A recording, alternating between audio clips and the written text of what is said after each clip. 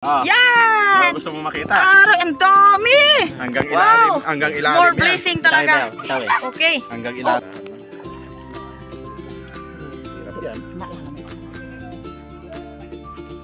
Kala namin bukana lang eh. Yung pala tuloy-tuloy ang dulo. Ayan mga kahayahay. Ako na nag-intro. Tagal mo kasi. Mga kahayahay. Ang daing pala ay honey. Ang daing ay honey. Ang honey ay magadaing. Sintro pala, sablay na. Ay, kaya natatawa ako. Yan mga kahayahay. Magadaing ang honey. Ang honey ay magadaing. Tama? Ay, bali ito yung natira sa huli ni honey. Yung iba nito ay gin-vlog na namin doon sa nakaraang video. So ito ay gagawin namin ito nga idadaing ngayong gabi. Tapos ibibilad bukas.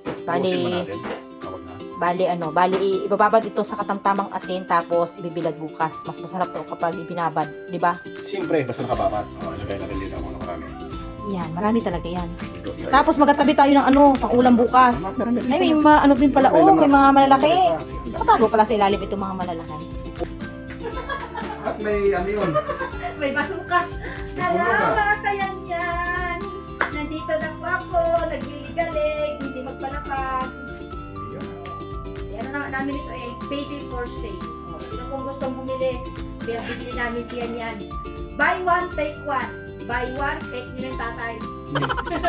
Pag binili nyo yung baby, isa, free yung tatay. Buy baby, free tatay. Hindi sila magsisisi. Hindi sila magsisisi. Hindi talaga kayo magsisisi kasi pwede nyo siyang patamblingin, pa-splitin, pagulungin. Yan, magaling yan si Honey.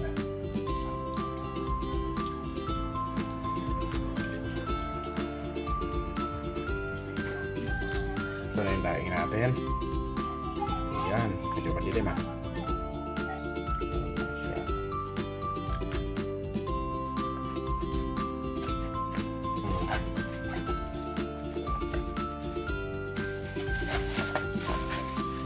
Yan, kasigti na mga kayahay. Lagay muna natin sa ref. Ayan, ganang umaga mga kahayahay. Ay, yung ginaing natin kagabi, bibilad na natin. Problema ay wala tayong mabiladan na kaya ikawa muna tayo ng ating biladan. Kasi kailangan ngayong hapon ay nakukuha natin. Ikawa muna tayo. Magic lang muna magic.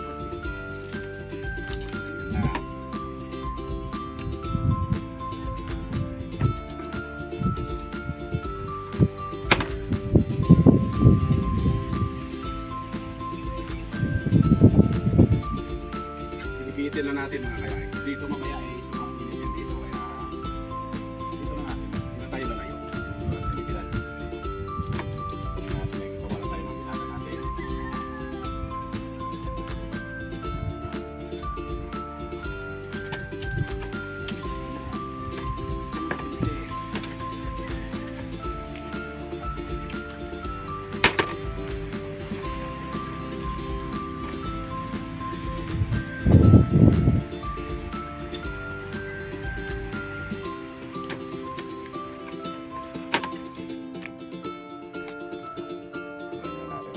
Marami-rami pala. Sobra pala yan dito. Yan, ganito yung sinasabi ko. Sa bawang nga, doon natin hugasan. Kasi mga bato.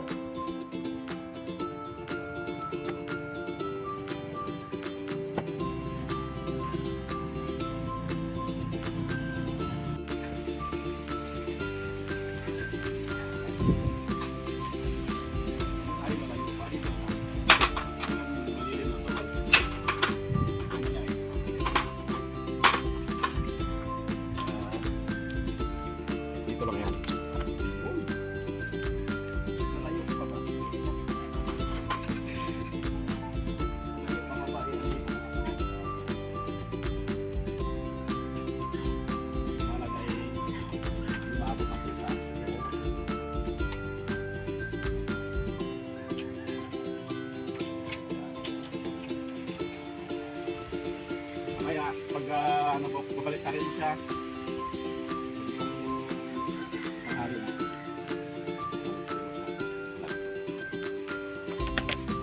kaya mo makikita dito naman.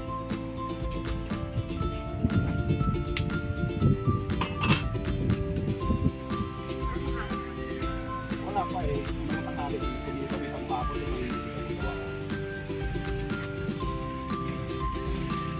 Kasi maaga pa lang ako. Sintro ito mamaya. Wow, sintro yun.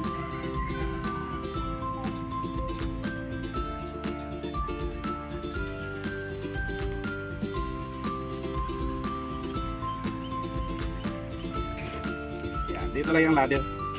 Pag magbaliktad ka mamaya, bukati yan.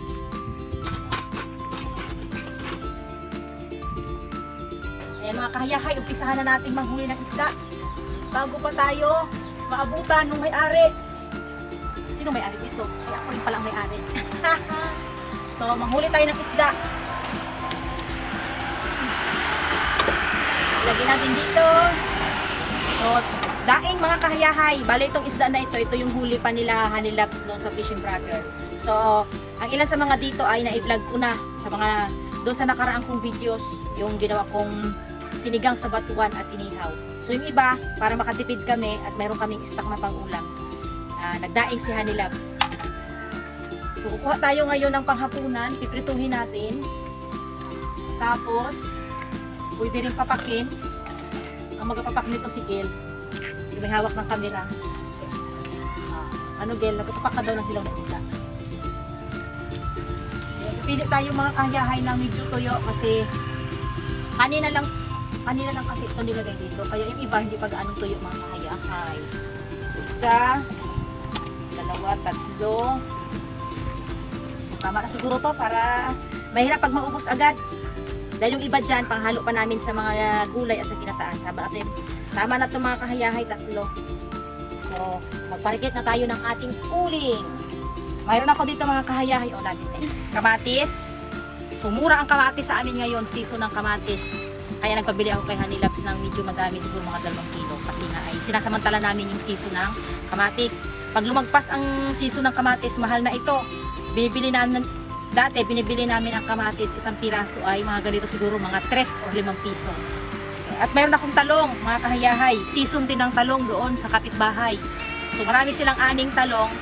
Yung ibang mga talong ay parang pineste. Gaya nga nito, may mga butas-butas na ng uod. Ay sa halip na itapon, pwede pa siyang pakinabangan. Iihawin na lang ito at isasawsaw sa tuyo na may kalamansi. Yan, mainit na. Isa lang na mga kahayahay. Kaya lang natin na mawala na ang tubig ang ating. Tapos habang naghahintay tayo na uminit yung ating kalan, ay amuyin muna natin ang ating daing. Oh.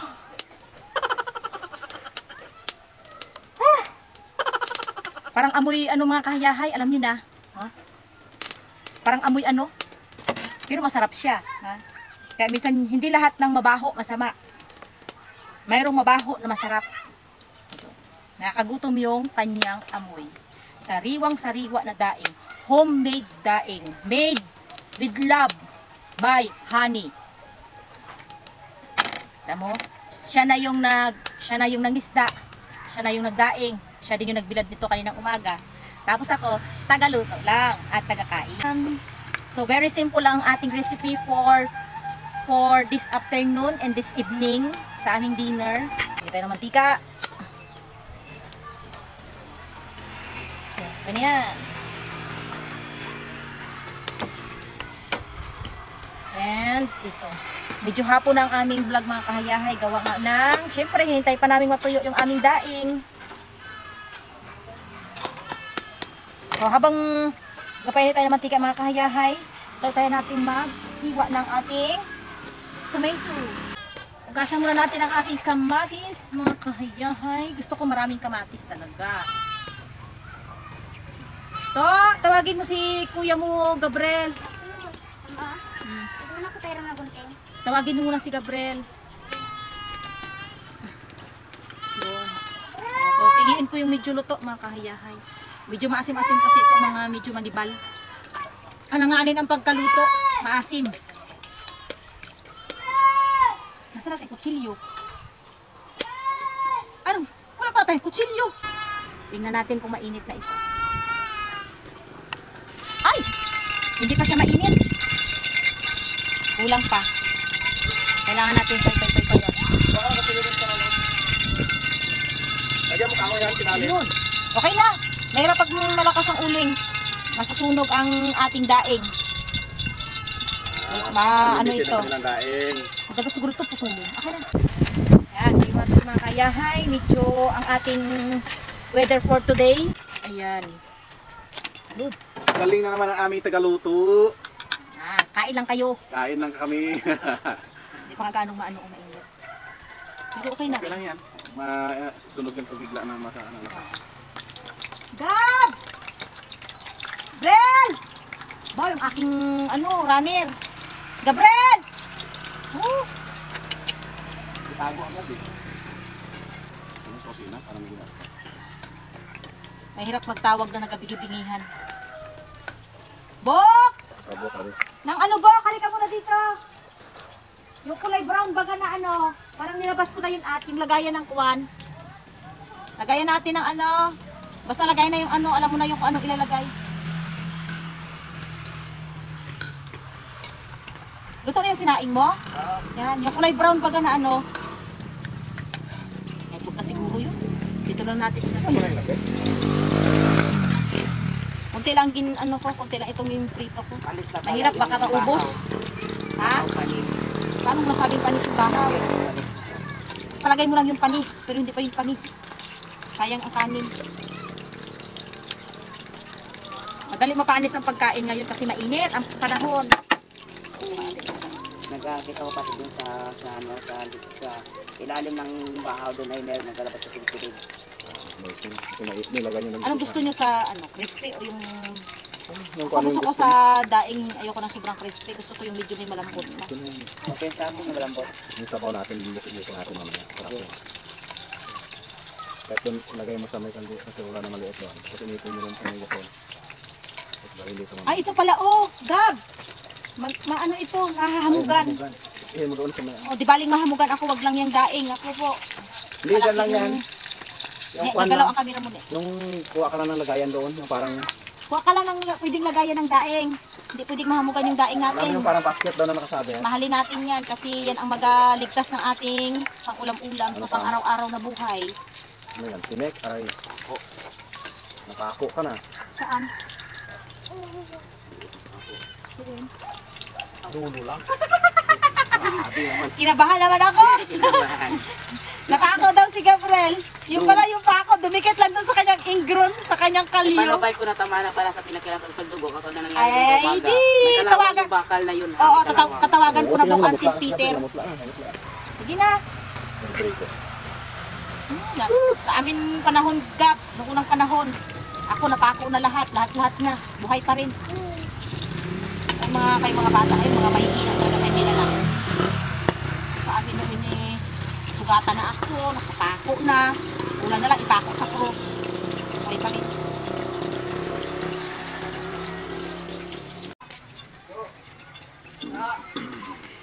Ang dami din pala. Okay na yan? Huwag na masyadong... Yan, talong, makahayahan. Nakamatayang talong. Hanggat libre ang talong sa mansalahe.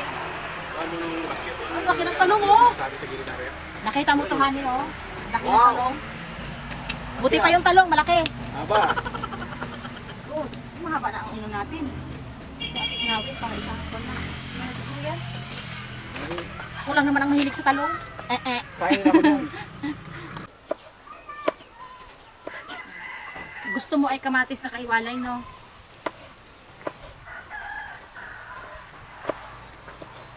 Tapos asin, Bok. Sabihan mo doon, Han. Pulutin mo yung kaya pa pulutin. Huwag mo sabi yan, malungsaw yan dyan. Kasi maalat na yung laing. Mahirap na. Baka makailangan tayo ng kidney. Hop! Tapos, May paminta pa sana. Kamay, sibuyas, may paminta. Ako ang cook, ako ang masusunod. At ikaw magluluto, ikaw masusunod. Recipe ko to. Malasa ito, dahil dumaan ito sa aking mga kamay. Alam mo, lahat ng hinahawakan ko, nagkakaroon ng lasa. Mga walang lasa. Ako ng lasa yan, kaya yung mga sabaw. Taka kayo kung bakit malasa yung sabaw, ginaganyan ko ito. Ginamikos-mikos. Okay. So sit up, mag-ano na tayo, kainan na! Yun. Ang daing mga kayahay with kamatis. Simpleng hapunan. Pero masaya. Lalo na ay dito sa labas ng kubo. Feel na feel talaga ang taga-probinsya. Biyaya sa kabutihan mo. Amen. Pag nagmamadali at gutom na, ay ang panalangin short na lang. Okay, kamay. Hindi na kamay malinis. Pakita ang kamay sa pumadaliri. And ready, go! Kain na. Kain na. Uy! Oh, tuyo. Yan natin ang tuyo. Kung maalat, kung matabang, kung katamtaman. Okay? Katamtaman. Ayos. Masarap. Tumugma sa kagustuhan ko. Sabi ko kasi sa kanya, maganda damihan ng asin. Yung pwede baga siya papakin.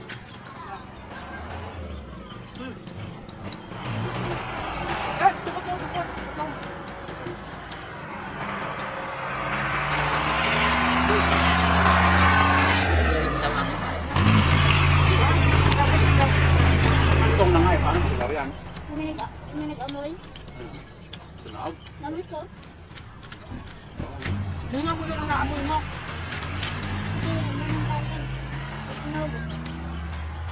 Ganda na yung tayo ko. Siguya. Paglabi. Kakayahay, madilim na. Pero, tuloy-tuloy lang. Tuloy lang ang buhay. Ako pa naman yung paglabi. Madilim. Ano ba to? Ay, sorry sa mga akin. Baba, mga kayahay, kita-kit sa sunod na video. Babay na Masarap mga ang kaya. kain. Medyo hapon na kasi. Dilim na talaga. Dilim na. Dilim na talaga. Thank you!